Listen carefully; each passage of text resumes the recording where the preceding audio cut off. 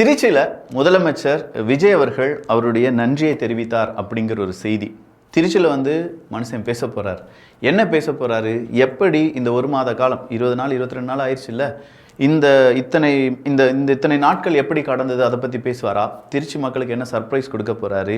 5000 நபர்களை தான் அனுமதித்தார்கள் அப்படின்னு சொல்கிறத நேற்றே நம்ம சொல்லியிருந்தோம். இது தவறு, நிறைய பேர் உங்களை பார்க்கறதுக்காக வெயிட் பண்ணிட்டு இருப்பாங்க, ஸோ சீக்கிரமாக அதற்கான முயற்சிகளை எடுக்க வேண்டும் அப்படின்னு சொல்லி. ஸோ இது இல்லாமல் அவர் பேசின பேச்சுக்களை கொஞ்சம் டீகோட் பண்ணி பார்க்கும்போது எகெயின் அவர் ரொம்ப கான்ஃபிடென்ட்டாக இருக்கார். ஒரு இடத்துல அவர் நினச்ச மாதிரியான ஒரு ரிசல்ட் கிடைக்கல அப்படிங்கிறதையும் அவர் பதிவு பண்ணியிருக்காரு. அப்படி என்ன பேசியிருக்கார் அப்படிங்கிறதும் அதை எதிர்க்கட்சிகள் எப்படி புரிந்து கொள்ள போகிறார்கள், குறிப்பாக திமுக இதை கன்ஸ்ட்ரக்டிவாக எடுக்க போகிறாங்களா, மறுபடியும் வாடா மோதி பார்த்துக்கலாம் அப்படின்னு சொல்ல போகிறாங்களாங்கிறதெல்லாம் இந்த ஒரு பதிவில் பார்க்க போகிறோம். இது தமிழ் பொக்கிஷம் வழங்கும் ஆழமான அரசியல் சதுரங்கம்.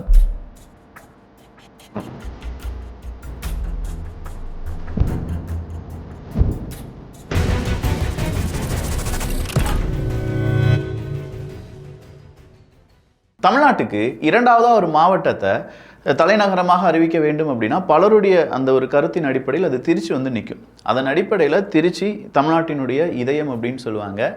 எப்படி திருச்சி தமிழ்நாட்டினுடைய ஒரு இதயமோ அதே மாதிரி திருச்சி கிழக்கு அப்படிங்கிறது என்னுடைய இதயத்தில் ஒரு பகுதி. பெரம்பூர் அப்படிங்கிறதனுடைய எம்எல்ஏ என்று நான் அறியப்பட்டாலும், அது தேர்தல் விதிமுறையின்படி அறியப்பட்டாலும், எனக்கு திருச்சி கிழக்கு அப்படிங்கிறது ரொம்பவே இம்பார்ட்டண்ட்டான ஒரு பகுதி தான்.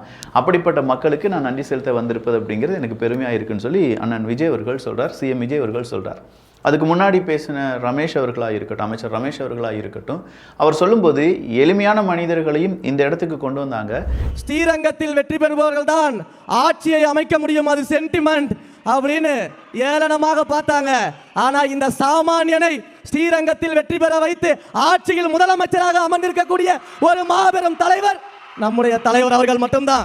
ஸ்ரீரங்கத்தில் யார் ஜெயிக்கிறாங்களோ அவங்க தான் ஆட்சி அமைப்பாங்க அப்படின்னு சொன்னாங்க. நீங்களாம் ஆட்சி அமைக்க மாட்டீங்க, சின்ன பசங்க என்ன செய்ய போறீங்க அப்படின்னு சொல்லி கேட்டவங்க, இந்த சின்ன பசங்க என்ன செய்வாங்க, என்ன செஞ்சிட்டாங்க அப்படிங்கிறத பார்த்துருப்பீங்க. இன்னொரு உறுதியும் கொடுக்குறேன், இந்த சின்ன பசங்க எதிர்கட்சியே இல்லாத சட்டமன்றத்தில் எங்களுடைய தலைவரை கொண்டு உட்கார வைப்போம், எழுதி வைத்துக் கொள்ளுங்கள் அப்படின்னு சொல்லி அவர் அடுத்த கட்ட இலக்கு என்ன அப்படிங்கிறத தீர்மானிச்சுட்டு போயிட்டார் மனுஷன். அமைச்சர் ரமேஷ் அவர்கள் சொன்னதுக்கு பிறகு குட்டி புலியே இப்படி பேசிச்சுன்னா தாய்ப்புலி எப்படி பேசும் அப்படின்னு சொல்லி அமைச்சர் ராஜ்மோகன் அவர்கள் சொல்ல நேராக விஜய் அவர்கள் அவருடைய ஸ்பீச்சுக்கு என்ட்ராகிறாரு. அப்படி என்ட்ராகும்போது கோர்ட்டு போடுறதுலேருந்து எல்லாத்தையுமே அவர் அதில் பேசியிருந்தார். குறிப்பாக 6 மாதம் அமைதியாக இருப்போம்னு சொன்னவங்களாம் 6 நாள் கூட அமைதியாக இருக்க முடியல. ஆட்சிக்கு வந்து அரை மணி நேரத்திலே ஆரம்பிச்சிட்டாங்க. பாவம், ஒரு கல்யாண வீட்டிலலாம் போய் புலம்பிட்டு இருக்காங்க. 6 மாதம் அமைதியாக இருப்பேன் அப்படின்னு சொன்னவங்க 6 மணி நேரம் கூட அமைதியாக இருக்க மாட்டேங்காங்க. எங்கே போனாலும் சரி, கல்யாணத்துக்கெலாம் போய் புலம்புறாங்க, அது சரியில்லை இது சரியில்லை, அதில் நொரநாட்டியம் அப்படின்னு சொல்லி ஏகப்பட்ட விஷயத்த இப்போ இருக்கக்கூடிய எதிர்க்கட்சியாக இருக்கக்கூடிய ஸ்டாலின் அவர்கள் பேசுகிறார் அப்படின்னு அவர் சொல்லிட்டார். அது மட்டும் இல்லாமல் அதை புலம்பல் அப்படின்னு சொல்கிறார். அது கன்ஸ்ட்ரக்டிவான ஒரு கிரிட்டிசிசம் கிடையாது, அது ஒரு வெறும் புலம்பலாக தான் இருக்குது. தோற்று போனதற்கான அந்த புலம்பலை அவங்க புலம்பிக் கொண்டு இருக்கிறார்கள் அப்படின்னும், அது இல்லாமல் நான் இந்த எலெக்ஷனுக்கு முன்னாடி எப்படி உங்கள் ஒரு அண்ணனாக, ஒரு மகனாக, ஒரு சகோதரனாக, ஒரு நண்பனாக உங்கள் கிட்ட இருந்தனோ அதே மாதிரி எனக்கு நீங்கள் இவ்வளோ பெரிய மரியாதை கொடுத்து என்னை நீங்கள் ஜெயிக்க வச்சுருக்கீங்க, முதலமைச்சர் ஆக்கியிருக்கீங்க, இல்லை முதல் சேவகனாக மாற்றியிருக்கிறீர்கள் அப்படின்னு சொல்லி அங்கே இருக்கக்கூடிய மக்களை அப்படியே கவர் பண்ணுறார். அவருடைய ஸ்பீச் தெரியுங்களா, டோட்டலாக அவரை கவர் பண்ணிட்டாங்க.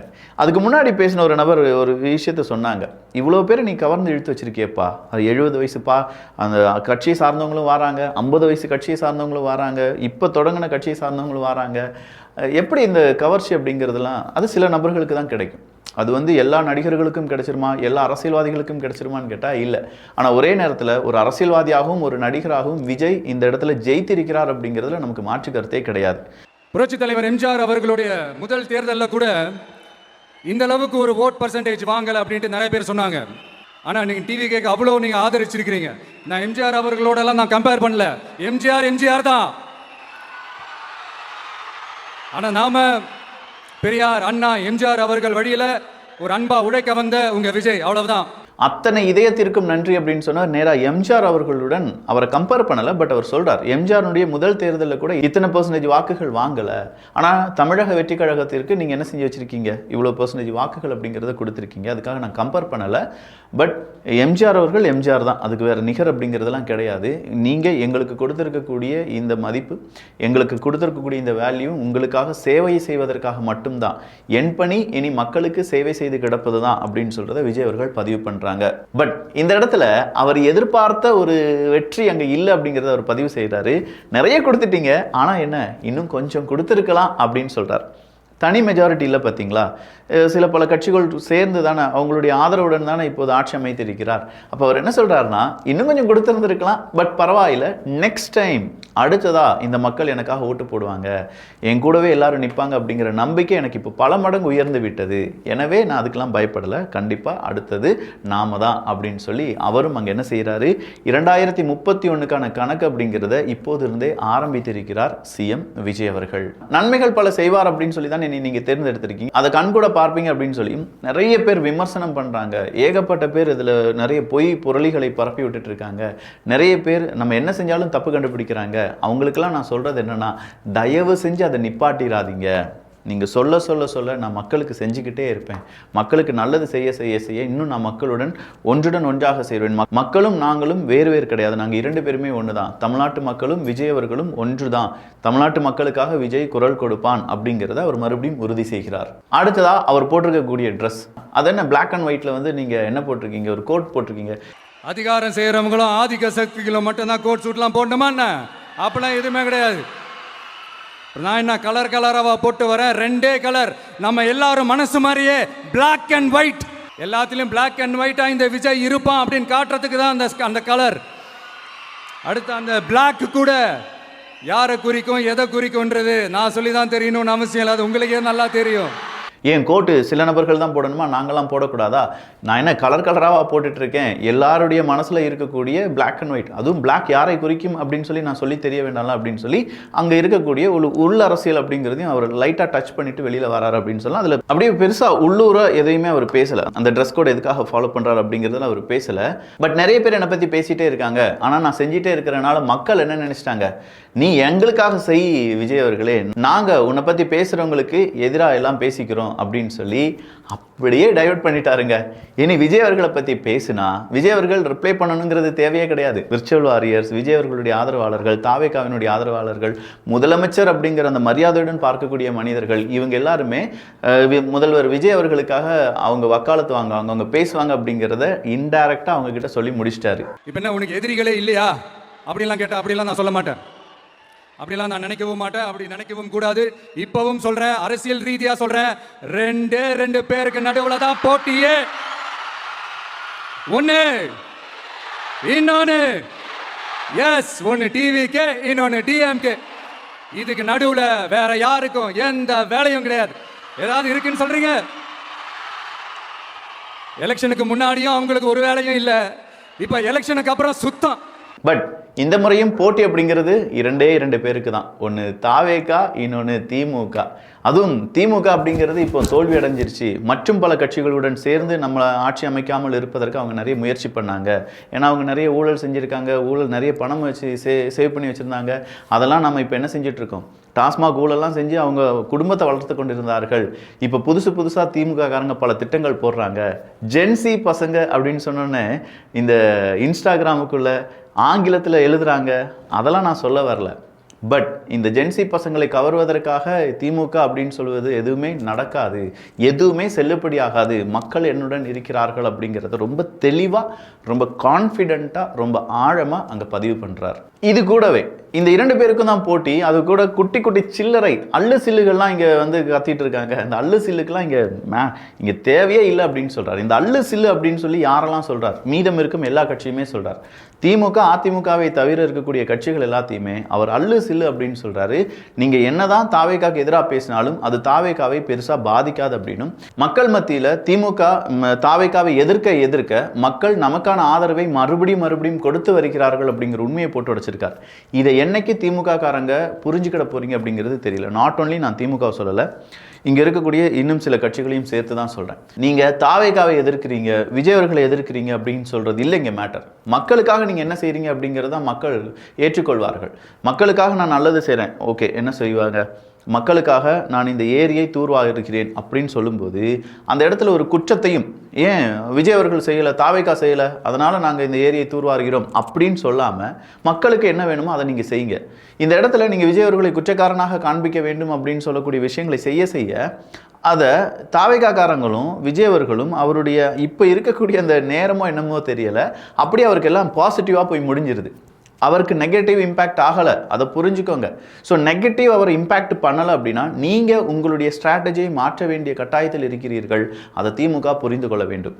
ஏன் தோத்தோன்னு சொல்லி எல்லாத்தையுமே போய் உடன்பிறப்பே வந்து சொல்லு அப்படின்னு சொல்கிறாங்க. ஃபர்ஸ்ட் உடன்பிறப்பிட்டெல்லாம் கேட்க வேண்டாம். உங்கள் கட்சிக்காக, உங்களுக்காக நாள் ஃபுல்லாக, வருஷம் ஃபுல்லாக உழைத்தவன் எல்லாம் வெளியில் இருக்கான். நீங்கள் தோற்றதற்கான காரணம் உங்கள் குடும்பத்திடம் கேளுங்கள். அதுங்க தான் ஒளிந்திருக்கிறது. நீங்கள் உங்கள் குடும்பத்துக்காக நிறைய செஞ்சிட்டீங்க, அந்த மக்களுக்கு எதுவுமே செய்யலை அப்படிங்கிறத திமுகவினுடைய ஜாதகத்தை போட்டு மக்கள் மத்தியில் பேசி விட்டுட்டார் மனுஷன். மக்களுக்காக எதுனா இந்த விஜய் கேட்பான், கண்டிப்பாக மக்களுக்காக நான் குரல் கொடுப்பேன் அப்படிங்கிறாரு. ஆக்கப்பூர்வமான எதிர்க்கட்சியாக இருங்கள். ஆக்கப்பூர்வமான எதிர்க்கட்சியாக இருந்து மக்கள் மத்தியில் நீங்கள் மறுபடியும் ஒரு பேசு பொருளாக மாறி என்னை தோற்கடிக்க ட்ரை பண்ணுங்க, இல்லாமல் அவதூறு பரப்பு எந்த பிரயோஜனமும் இல்லை அப்படின்னு சொல்கிறார். அதே நேரத்தில் தற்குறி, இந்த எனக்கு சப்போர்ட் பண்ண எல்லாருமே தற்குறி அப்படின்னு சொல்கிறாங்க திமுக காரங்க. அது இப்போதும் சொல்லிட்டு இருக்காங்க. பட் அந்த தற்குறிகள் உங்களுடைய எதிர்காலத்தை இப்போ கேள்விக்குறியாக மாற்றிட்டாங்கல்ல அப்படின்னு சொல்லி அவர் முன்னாடி அந்த ஓட்டுக்கு கேட்பதற்கு முன்பாகலாம், எலெக்ஷன் முன்பாகலாம் பேசினார்ல, அதே தான் இப்போ ரீகேப் பண்ணுறாரு. அப்படி ரீகேப் பண்ணதோடு மட்டும் இல்லாமல் மக்கள் அவங்களுக்கு ஓட்டு போட்டால் அந்த மக்கள் நல்லவங்களாம், அதே மக்கள் நமக்கு ஓட்டு போட்டால் அந்த மக்கள் கெட்டவங்களா, தற்குறியா. இதே மக்கள் தான் இத்தனை வருஷமா உங்களுக்கு ஓட்டு போட்டுட்டு இருந்தாங்க. உங்களுக்கு மட்டும் என்ன வேற ஏதாவது பிளானெட்ல இருந்து குதிச்சு ஓட்டு போட்டு போனாங்களா? தற்குறியாமா, தற்குறி நல்லா வருது, வேணான்னு பார்க்குறேன். இந்த தற்கூரி அப்படின்னு சொல்லும்போது இதுக்கு முன்னாடி இதே நபர்கள் தானே உங்களுக்கு ஓட்டு போட்டாங்க. ஸோ உங்களுக்கு ஓட்டு போட்டால் நல்லவங்க, எங்களுக்கு ஓட்டு போட்டால் அவங்க தற்கூரியா? மக்களை நீங்கள் குற்றம் சொல்கிறீர்கள், கரெக்ட். இதை திமுக இப்போவும் செஞ்சுட்டு இருக்காங்க. விஜய் அவர்களுக்கு பின்னாடி போகிறவன் எல்லாத்தையும் தற்கூரி, அவனுக்கு ஒன்றுமே தெரியாது, அவனுக்கு அரசியல் நாலேஜே இல்லை அப்படின்னு சொல்லி நீங்கள் ஒதுக்கி வைக்க உண்மையிலேயே இப்போ அரசியலை எல்லாரும் படிச்சுட்டு இருக்காங்க, எல்லாரும் நியூஸ் கேட்க ஆரம்பிச்சிட்டாங்க. அதையும் விஜய் அவர்கள் அங்கே சொல்கிறாங்க. அங்கே இருக்கக்கூடிய மக்கள், பெண்கள், இவங்க எல்லாருமே நியூஸ் கேட்க ஆரம்பிச்சிட்டாங்க, எல்லாரும் சட்டமன்றத்தை பார்க்க ஆரம்பிச்சிட்டாங்க. ஸோ அவங்க மத்தியில் நீங்கள் மறுபடியும் மக்களையே குற்றம் சொல்கிறீங்கன்னா, இப்போ என்னை குற்றம் சொல்கிறீங்கன்னு வச்சுக்கோங்களேன், என்ன இல்லை, இப்போ தமிழ் பொக்கிஷத்தை பார்க்கக்கூடிய ஒரு நபரை குற்றம் சொல்கிறீங்கன்னா அது இந்த தமிழ் பொக்கிஷத்தில் இருக்கக்கூடிய 20-30 லட்சம் பேரையும் சேர்த்து சொன்னதாக தான் அர்த்தம். நமக்கே அந்த அளவுக்கு ஒரு குட்டி பவர், யூடியூப்பில் நம்மளும் ஒரு மெயின் சேனல்னு வச்சுக்கோங்களேன். அதே மாதிரி பொறுப்புடன் இருக்கக்கூடிய இதை விட ரொம்ப நிறைய ஃபேன் ஃபாலோவர்ஸ், தொண்டர்களை உள்ளடக்கிய தாவேக்கால, அதுவும் குறிப்பாக அந்த முதல்வர் கேண்டிடேட்டில் முதல்வர் அமைச்சராக இருக்கக்கூடிய விஜய் அவர்களை சொல்லும்போது அது மக்களிடம் எதிரொலிக்கும். ஒரு தண்ணிக்குள்ளே, ஒரு தெளிந்த நீரோடையில் ஒரு கல்லை தூக்கி போடும்போது அந்த வேவ் ரிப்பிள் ஆகும் பார்த்தீங்களா, அதே மாதிரி ஒரு ரிப்பிள் எஃபெக்ட் அப்படிங்கிறது உருவாக்கும். அந்த எஃபெக்ட்னால நீங்கள் பாதிக்கப்படுவீங்க. அதாவது விமர்சனம் செய்யக்கூடியவர்கள், வன்மத்தை தெளிக்கக்கூடிய நபர்கள். நீங்கள் இதை சரி செய்யாமல் தாவேக்காவை ஜெயிக்கிறது அப்படிங்கிறது இப்போதைக்கு முடியாது. சரி, எப்படி நீங்கள் ஜெயிக்கலாம்? தாவேக்கா பாருங்கள், சட்ட ஒழுங்கு சரியில்லை. எஸ், அவர் அதுவும் சொல்கிறார், சட்ட ஒழுங்கு சரியில்லை அப்படின்னு சொல்கிறத விட இன்னும் நீங்கள் ஒவ்வொரு மூளை முடுக்குலையும் உங்களுடைய போதை கலாச்சாரத்தை கொண்டு தெளித்து வச்சுருக்கீங்க. இந்த மாடல் அந்த மாடல்னு சொல்லிக்கிட்டு, திராவிட மாடல் தானே சொல்லுவாங்க, இவ்வளவு விஷயங்களை செஞ்சுருக்கீங்க. நாங்கள் டாஸ்மாக ஒழிச்சிருக்கோம். இந்த ஒரு மாதத்தில் விவசாயிகளுக்கு என்ன செய்ய முடியுமோ அதை இப்போ செஞ்சுட்ருக்கோம், அடுத்ததும் செய்வோம், இன்னும் நிறைய விஷயங்கள் செய்வோம்.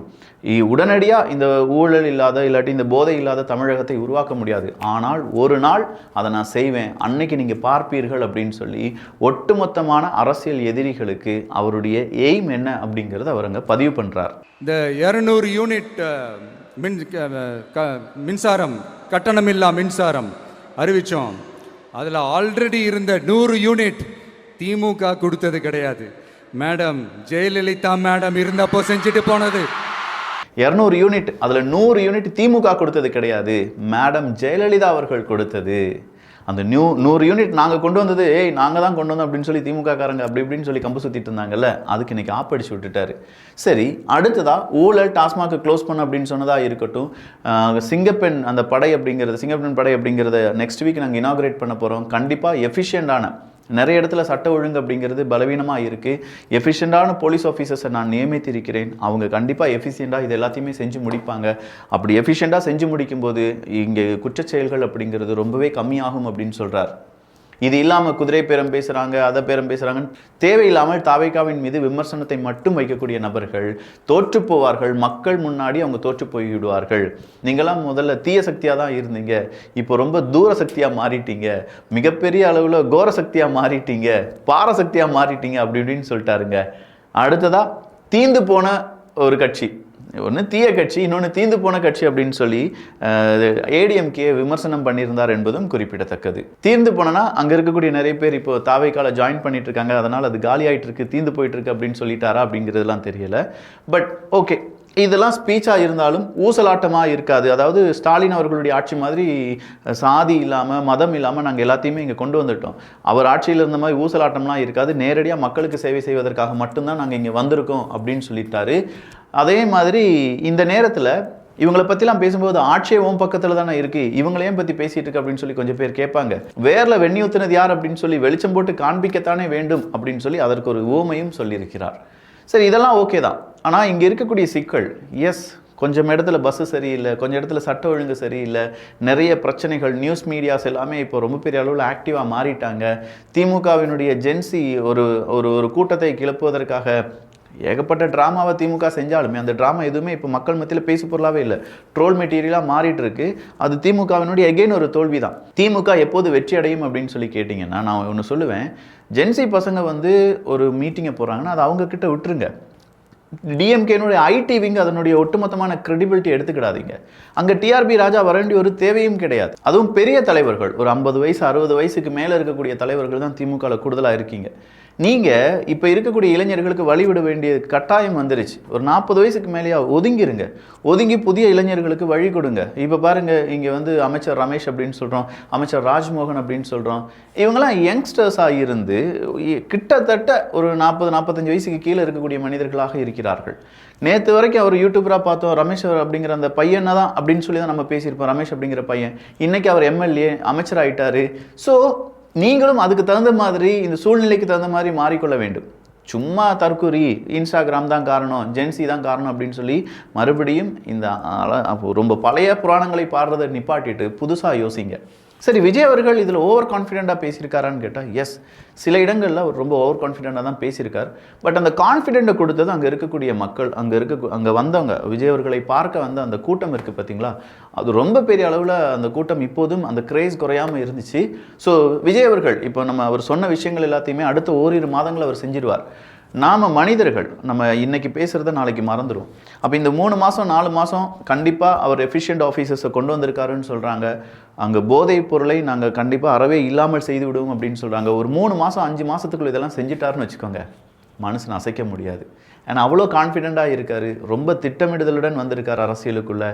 அவர் பேசுகிற பேச்சு நல்லா கவனிங்க, அவர் ஒரு தலைவருக்கான பேசிகிட்ருக்கார். நான் செய்வேன், நான் அப்படிலாம் சொல்லலை, உங்களுடன் நான் இருப்பேன், எனக்காக நீங்கள் இருப்பீங்க, விஜய் நீ உன் வேலையை பாருப்பா, உனக்காக நாங்கள் பார்த்துக்குறோம் அப்படின்னு சொல்லி. இது வந்து நாட் ஓன்லி மேனிப்புலேட்டிங், இது வந்து அந்த கூட்டத்துடன் நான் இருக்கிறேன், அந்த கூட்டம் எனக்காக இருக்கிறது அப்படிங்கிறத மறுபடியும் உறுதி செய்கிறார். அவர் உறுதி செய்வதை அந்த கூட்டமும் உட்கிரகிக்கிறது. ஓகே தான், நமக்கான தலைவர் இவர் தான் அப்படின்னு சொல்லி. ஸோ இது ரொம்ப ஆழமான சைக்காலஜிக்கலாக இருக்கக்கூடிய சில திட்டங்களும் அவர் மைண்ட் அப்படி தான் யோசிக்குது அப்படின்னு சொல்லி நல்லாவே புரியுது. பார்க்கலாம் திமுக என்ன செய்ய போகிறாங்கன்னு. ஆனால் வச்சு வெளுத்து வாங்கிட்டாரு.